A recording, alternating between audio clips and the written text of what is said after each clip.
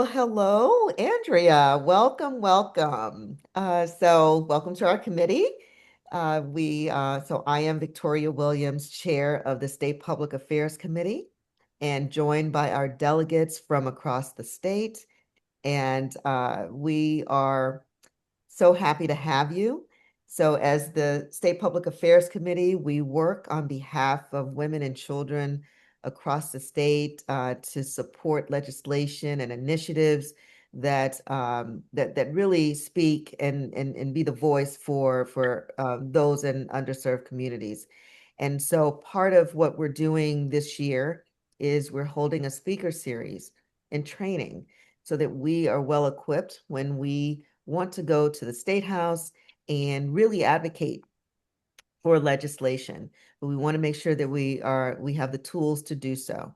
So I am now going to turn it over to Cheryl Bear, our Vice Chair, and she is going to introduce you. And we're excited to have you join us and present your nuggets of information to us. So thank you. Thank you for agreeing to do this. We really appreciate it. So Dr. Andrea Hetling, Hetling, okay. Hetling, yeah. Uh, Hetling is a professor of the Edward J. Bluestein School of Planning and Public Policy at Rutgers University, New Brunswick, and the associate director of the Heldrich Center for Workforce Development. Andrea conducts applied multi-methods policy research on U.S. social policies with a strong focus on social safety net and income support programs. Before getting her PhD from the University of Maryland, College Park, Andrea worked as an administrator at a domestic violence agency in New York City, focusing on advocacy and development issues. She is a strong believer in the public impact of policy research and regularly works with community organizations to support their efforts to improve social service programs. Andrea also serves as the co-leader of the New Jersey Philly chapter of the Scholars Strategy Network. So welcome, Andrea, and thank you, and oh wait, thank you. Thank you all for inviting me and having me here today. It's my pleasure to speak with all of you. The junior leagues do such great work, and I'm really pleased to support any kind of policy advocacy efforts that you are doing. When I was invited to join the speaker series, I was sort of struggling with what I should talk to you all about today. So I've put together a few slides. I'm going to attempt to share my screen. But please, like, feel free to interrupt, and I'll try to go through them quickly so we can have some discussion and time for Q&A. So let's see. I think I want to do this. Can you guys slideshow beginning? How does that look to you guys?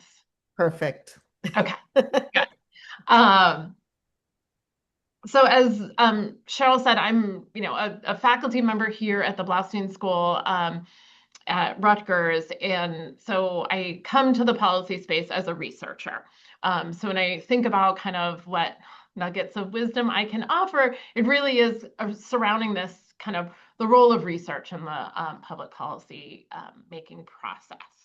So that's what I wanted to kind of share with you today. Some of the stuff that I'm sharing is based on experience I had as a member of the Family Self-Sufficiency Research Network, which I'll explain what that is in a little bit. And I'm kind of going to try to interweave four main topics, kind of a little bit first about why research and policy processes don't always align very well. Talk to you about the multiple streams model of public policy making, which kind of helps to bring the two processes together in a new way. I'll talk about kind of navigating partnerships, which I think is a really, really important way of getting all voices to the table. And then share a resource with you from the Scholar Strategy Network, which I hope is helpful. So firstly, people talk all of the time, both at the university and as policymakers, that researchers and policymakers don't get along, that academic research takes way too long to be useful. The policy process is fast, so there's this timing mismatch. People often talk about incentive differences. As faculty members, we need to publish, we want academic impact, and policymakers are prioritizing feasibility, their own political kind of goals of re-election. So our incentives don't always align well. Then there's oftentimes a communication gap. Researchers are not very good at like losing the jargon and the lingo and summarizing findings in a clear, concise way. And then a lot of our stuff actually lives behind firewalls. There are journals that have copyright issues and kind of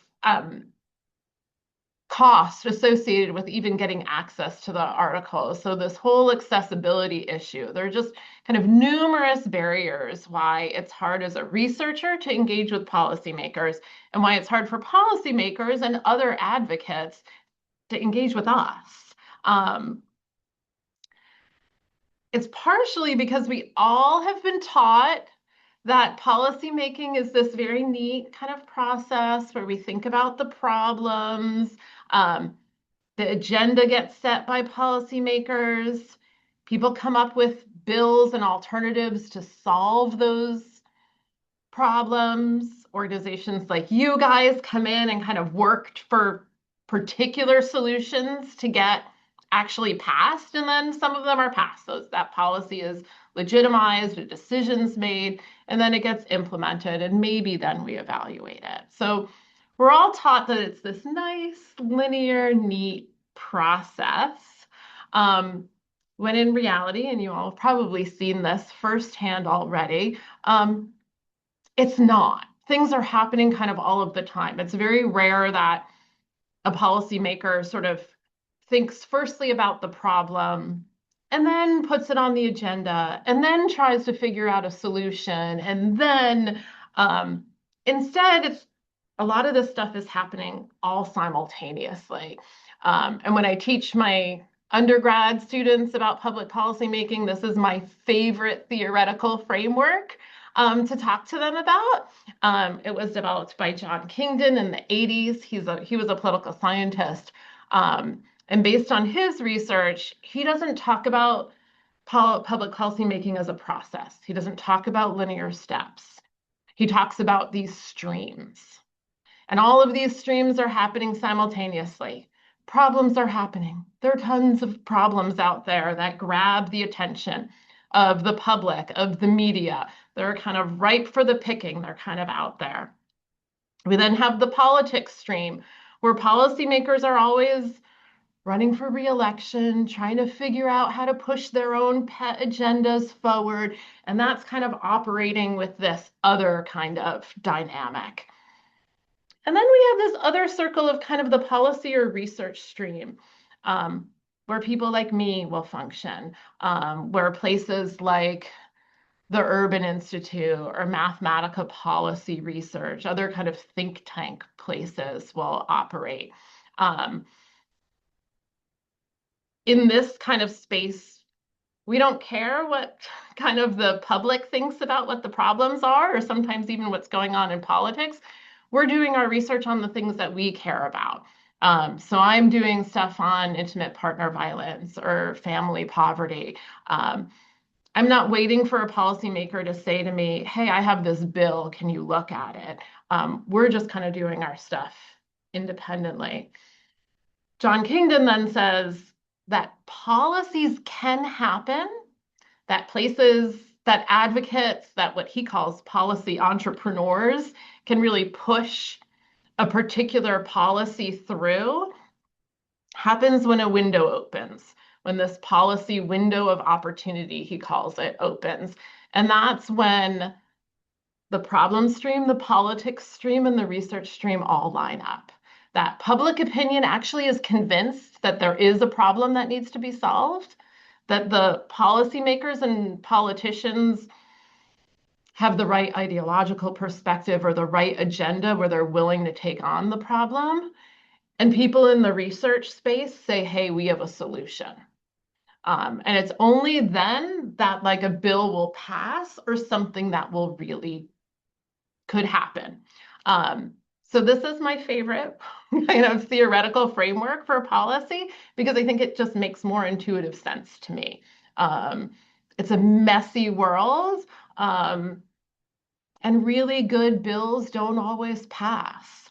Um, and it's because there's either not the evidence that supports it, or there's not the public opinion that believes it's true, or there's not politicians that have that kind of outlook.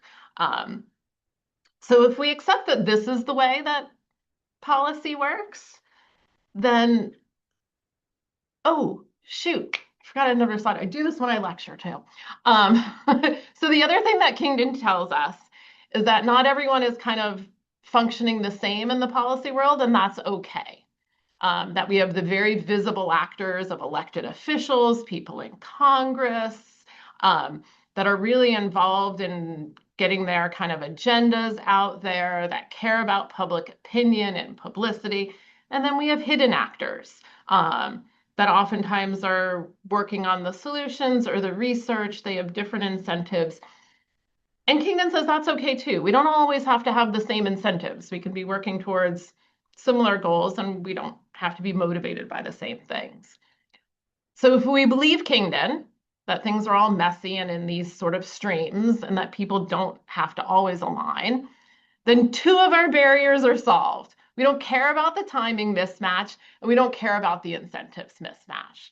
So the only thing that we're trying to solve, and I think places like the Junior League can help us with this, is that the communication and the accessibility gap still exist. And I think that partnerships can solve some of that. So for the past 5 years, I've been a member of this Family Self-Sufficiency and Stability Research Network. It was a program that was funded. It's since not been funded, but that's a story for a different day. It was funded by Health and Human Services at the federal level through the Office of Evaluation, Planning and Research, or Research, Planning, Research and Evaluation, sorry. It was a 5-year funding grant that enabled, there were 5 of us across the country that were part of the network, where we were given funding to collaborate with our local state agencies and also work with each other. So one of the things that we did as a network was put out a little brief about partnerships, because we see a lot of strong benefits to working across the research policy divide. Partnerships improve the quality of research. It gives researchers access to expertise and data.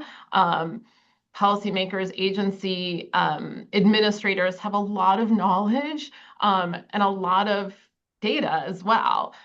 Researchers, we can break down silos across agencies.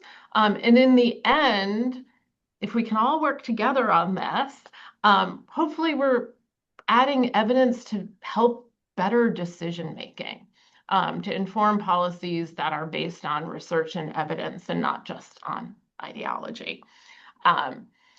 So when we thought about sort of forming partnerships across different kind of sectors or agencies, we often talked about in our meetings kind of three very different stages. Kind of first building a relationship, and then the effort it takes to maintain that relationship, and then finally communicating kind of the results of that or disseminating findings. Most of these are framed as kind of lessons for researchers, because we speak as researchers to kind of other researchers, but I think it has applicability across public policy making. So when we thought about sort of the strategies for building relationships, we often talked about sort of 4 factors. The importance of understanding your partner's values, that their sort of communication style, their sort of priority is, if you can sort of understand that, then you can build this mutual understanding. which helps avoid what we often talked about as very extractive practices that oftentimes people will come, reach out to an agency or another organization always asking for something. Can I get your data? Can I meet with your, clients? Can I get something from you? Can I? And partnerships really need to be more about a give and take um, for them to really be sustainable and built on trust.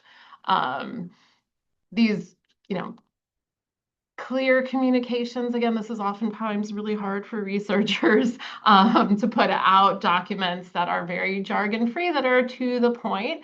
And then just creating really clear shared expectations that are built on, mutual interest and trust. And I'll probably say trust about 30 times because I don't think we get anywhere without that.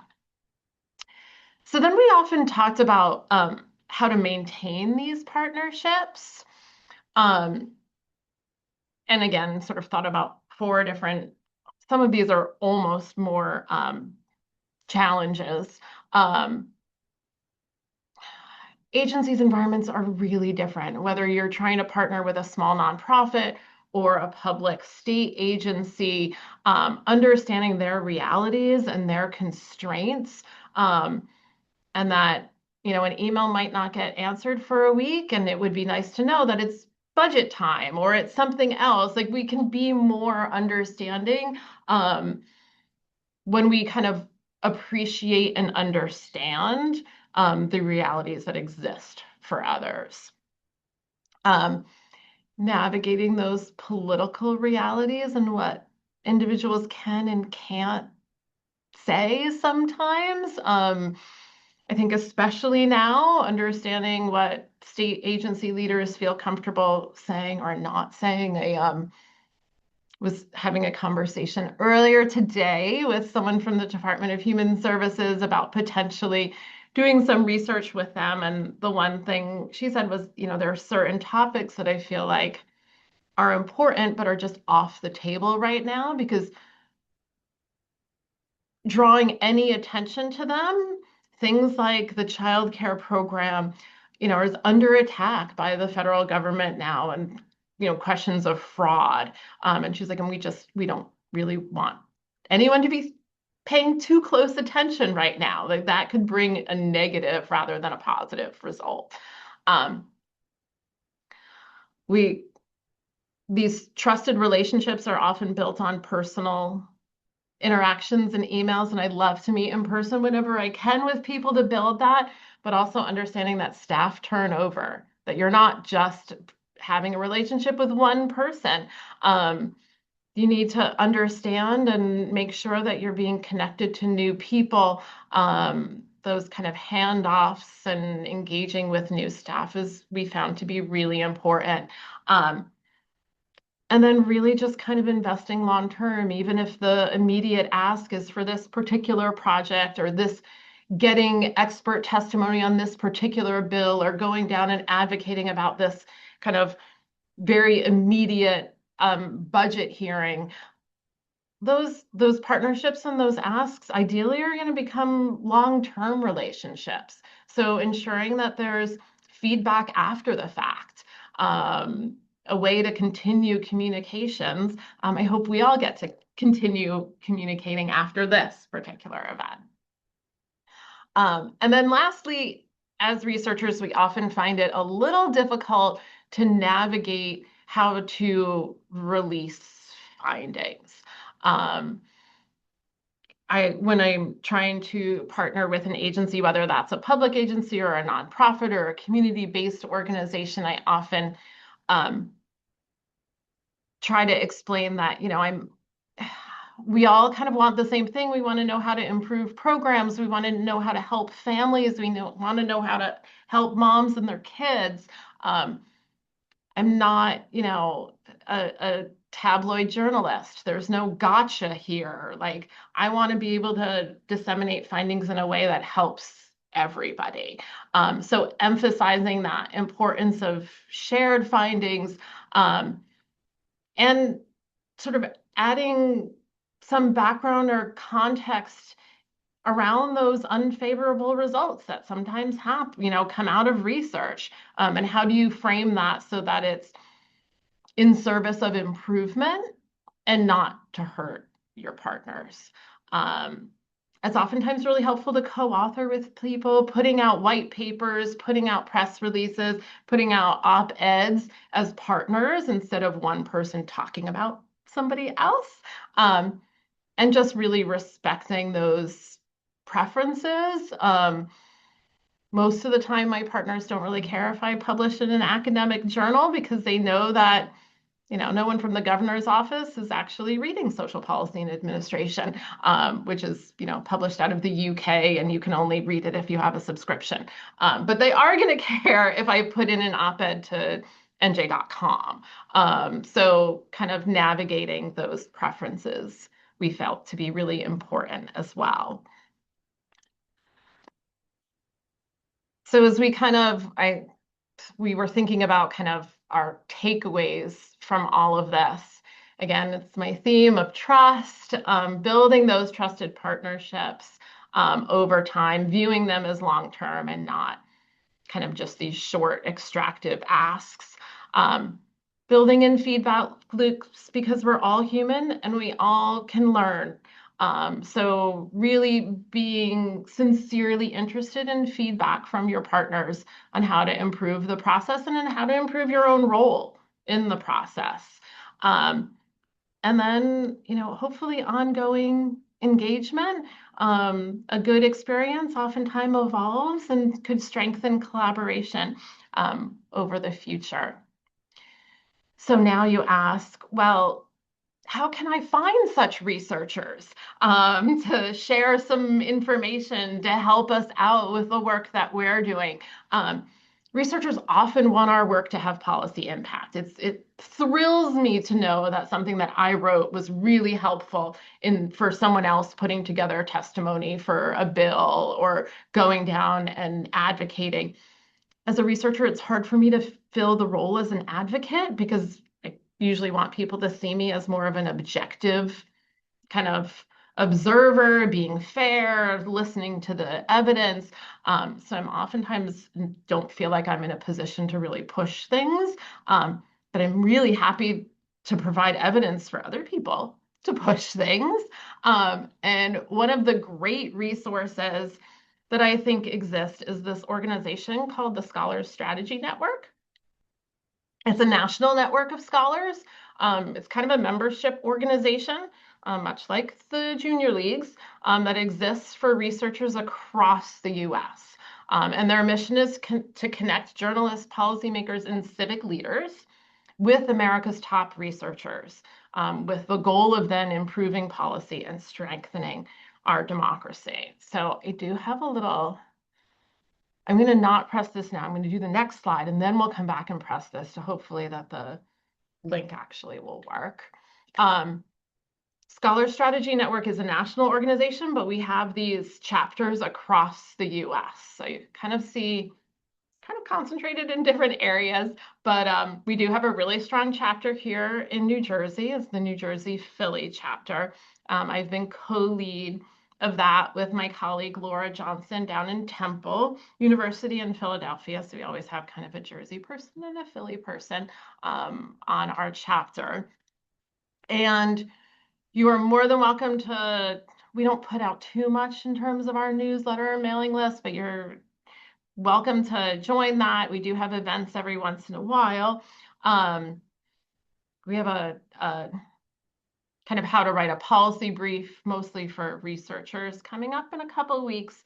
But we've done things like, I inherited this title, so don't criticize. I don't like it at all. But we've done policy Shark Tanks, it was named after that show. But it's this idea that researchers will all get together and they kind of pitch kind of their research ideas to improve policy. And we've done policy Shark Tanks with Bonnie Wattsman Coleman's office and her staff a few years back, and we did one with the Philadelphia City Council last year. And those were really great events for researchers to be able to share some of their findings and for policymakers to meet us. We're hoping to do more of those in the future, and we'd be happy to have you guys. We do most of our stuff on Zoom, so it's all pretty accessible. But let's see what happens when we click. Can you see the website now? No. Let's see. Let me make sure I don't have any other slides. No, I don't. I just have a thank you slide. So I'm going to stop sharing my presentation for a second so I can share the website.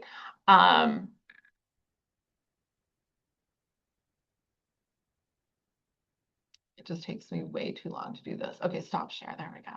I'm working on two screens, so I'm like going back and forth. I can pause for a second though. I feel like I flew through that pretty quickly. Questions, reactions, thoughts? Well, I have a few. I mean, this is great. Thank you so much. The first that you want as you're looking for the video or the link, and you mentioned policy briefs.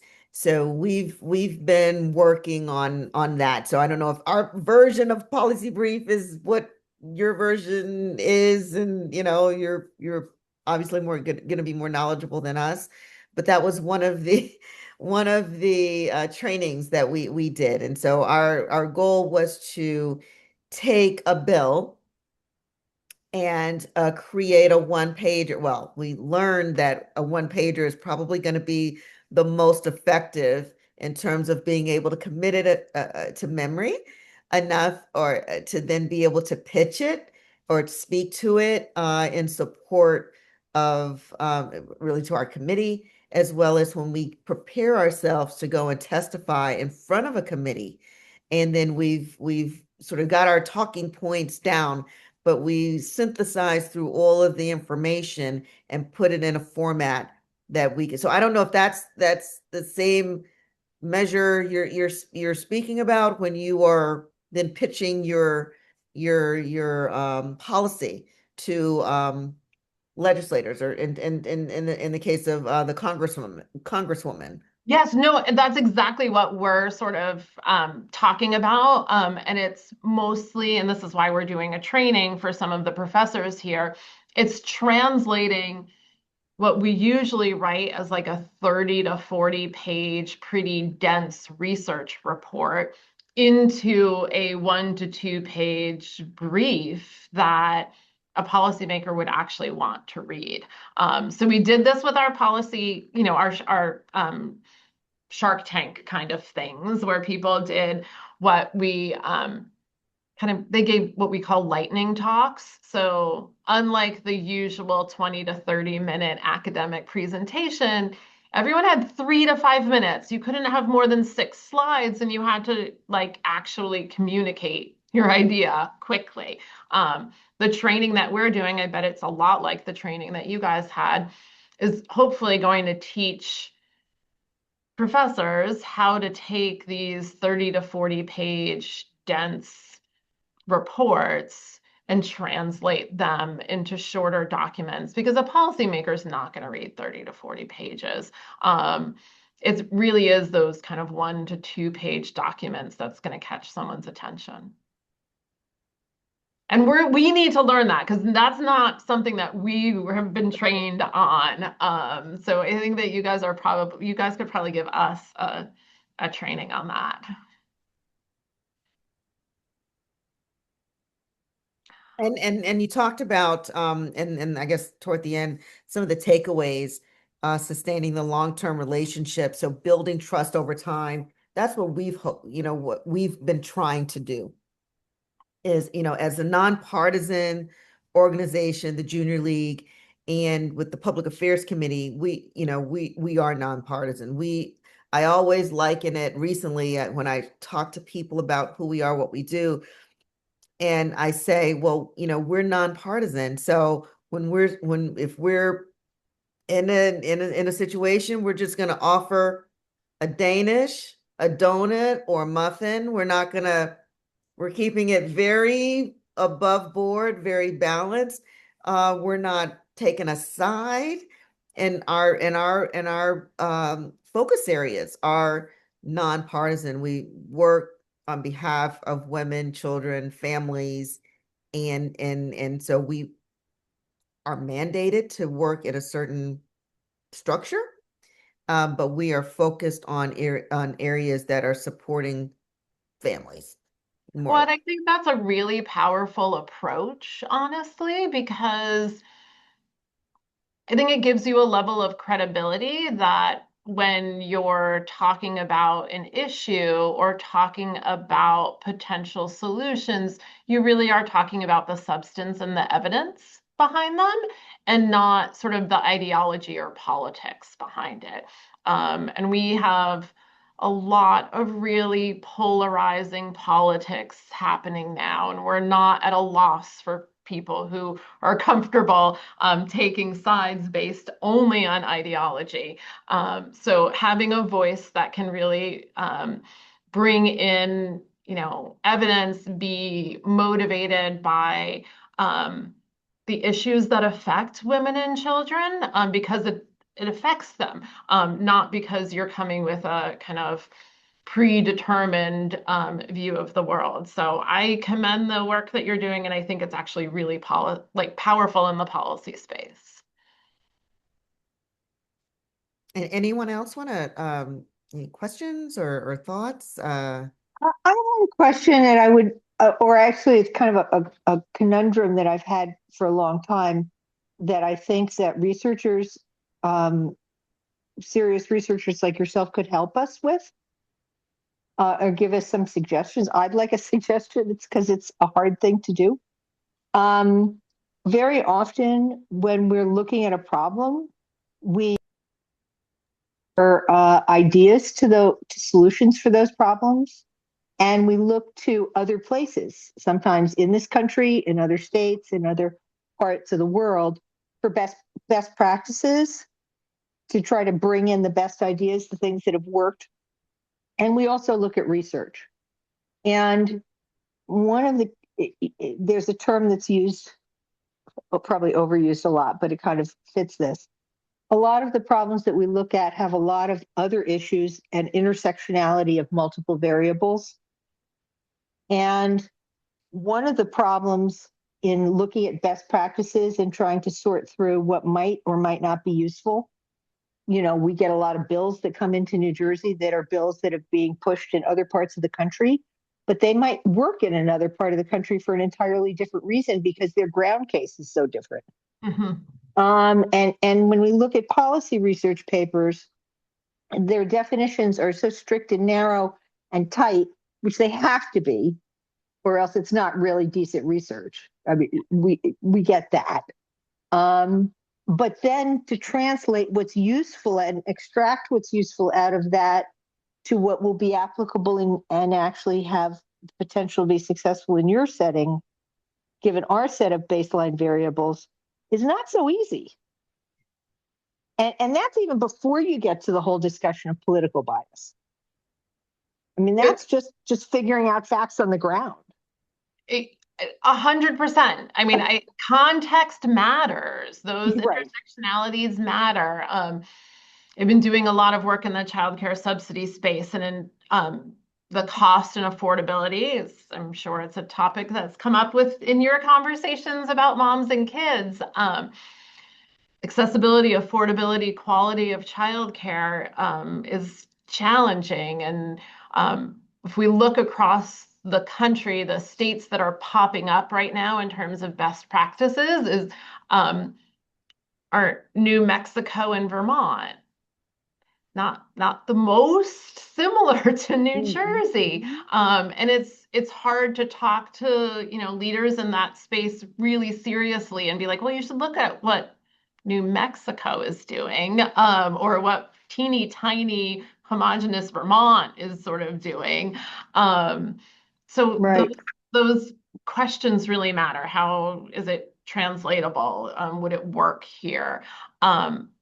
I'm going to take this opportunity, Claire, to show you guys the SSN Scholar Strategy Network homepage, because you can connect with researchers here that are in New Jersey or are elsewhere that are experts in the various topics that you're interested in. So I just need to move the faces and let me get my, here we go. So we have kind of a whole thing on the various research and research briefs. And you can find, well, let's go to children and families, and I need to do a little security check. And here are various briefs that have come out of the Scholar Strategy Network on various topics and different times, fact sheets, commentaries, key findings.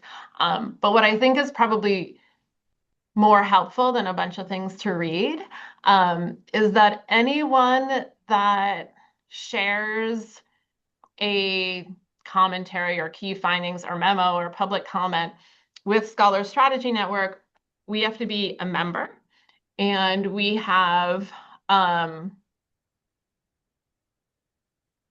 let's do AI use. That's a fun one. You can click on the author and you can read about who wrote that paper. So Julianne Fallon, who's down in South Carolina, she's a member here. This is some of her research, and you can connect with her. And you can email her directly and say, hey, I'm from the Junior Leagues of New Jersey. We've been working on a bill on whatever. I'd love to chat with you for 20 minutes. I'd love to, do you have more information on, or we're grappling with this particular aspect.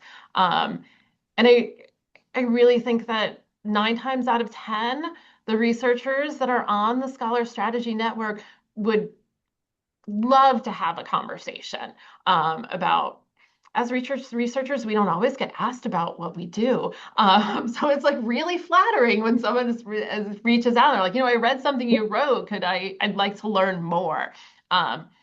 We love that. And Scholar Strategy Network, I wonder if they have, yeah. So their national team is also like super responsive and really, really helpful, and reaching out to kind of various people. We have kind of, the Senior Reproductive Health and Rights Associate. So some substantive sort of issue areas throughout this. But if you kind of just didn't even know where to start, reaching out to the managing director, Lizzie, is fabulous. And you could just write, we're working on a project, whatever. Do you know of any scholars that might want to connect with us? That's great. Yeah, I ended up working with a group out in Boston about housing stuff for a little while, because they needed someone who knew how to work with like administrative homeless data. And I was like, oh, I could do that for you. So it's a really great organization. The researchers are great, and the national staff is just really dedicated and really accessible. So, And Andrea, we have access to be able to use this website? 100%. So it's just scholars.org. If you just get on the website, scholars.org, you can reach out to any scholar you find on there. You can reach out to the national office. And hopefully I'm certain there'll be a Be careful what you asked for. No, I was excited to share this resource, because I think out of all of, everything I've said, this is probably, the most valuable, because you can take it into the future. Right. And it's not static. Like, they publish new stuff all of the time. We're having someone from here come to our chapter to talk to us about policy briefs. Do you ever find, given the times that we're in now, there's there's been so much, I don't want to say bad press, suspicion, accusations, et cetera, et cetera. There's been so much skepticism against the idea of expertise. Like, how do you deal with that? Oh, that's such a good question and such a challenge in the higher ed space right now. Um, for many reasons, not least of which is it's heartbreaking to see sometimes conversations happen. And I know there's evidence, but people oftentimes are very quick to dismiss things that don't align with their preconceived notions of how the world should work. There's a new initiative here at Rutgers called the Democracy Lab. And their whole mission is to try to teach people to talk across differences. And at the very least, hopefully, we can teach our students the difference between like evidence and an opinion and the need to, I tell this to my undergrad students, like the best policy is made when we have dissenting voices, when people kind of point out kind of the bad parts of it so we can strengthen it and make it better. At the end of the day, we all have to be on the same page that that's, a path that we want to go on. But that doesn't mean that we all have to agree. It means that we all have to listen to each other. So we really are trying to train people to respect expertise and respect just differences in voices more generally. And I think increasingly in this world, that's not the go-to response. Well, I mean, it's really hard because we were always trained, read a policy paper. We have to start with facts to prove that you have a problem. Well, now we live in a world of alternative facts. Yeah. I mean, you can't even get to the summary. Yeah. Well, sometimes you can't even get facts because some of the Right. statistics and data that used to be available is not even available on Right. government websites now. So I don't think this is the permanent, like, long-term path we're on. I am a giant believer in democracy and that we sometimes swing too far in one direction. And you know, some of my colleagues think I can be a little too optimistic, but we can't sustain on a path where we don't learn from knowledge or evidence. Like there has to be a correction at some point. I don't think the public wants to remain on a path where we ignore truth. So I'm hopeful that we'll see a different world in a few years. You can hold me to that. Have you seen the directive that the new governor has signed to set up an institute to study kids' online safety? I think that's going to probably get headed down to Blaustein. Um, it, I I've read her budget address and I'm trying to stay on top of a lot of her new kind of policy priorities, but I've been really impressed with the um, focus on sort of program evaluation and research and data. And I'm really hopeful we actually had a conversation with the new innovation authority earlier today about a potential project kind of looking at some of the work that they're doing. Well, we're hoping the Kids Online Safety Act did not pass in the Congress, but she did support it. And she said that she will bring it since Congress has now dropped it at the federal level. She said that she's okay with we'll pass it at the state level. She said that during her campaign, and she says now that she's going to put together an office to study it, and roll something out. So Yeah, yeah. I mean, the power of the states is real, right? Like we live in a federalist government system, and what we can accomplish on the federal level, maybe we can accomplish some of it at the state level. Well, there was that bill, it took 6 years and it had bipartisan support and massive amounts of congressional research. It's not like they're starting from zero. Yeah. That was a very, very heavily, carefully crafted piece of legislation. So, that should be, it's not like you're starting from flat. Yeah. Yeah. We can be hopeful about that, I think. Yeah. Do we have any other questions? Anyone wanna? Yeah, we're definitely into this, Andrea. So I'm not sure if you knew that. I'm glad, right? That we're just so into to this your topic. It's great. Anyone else have any questions?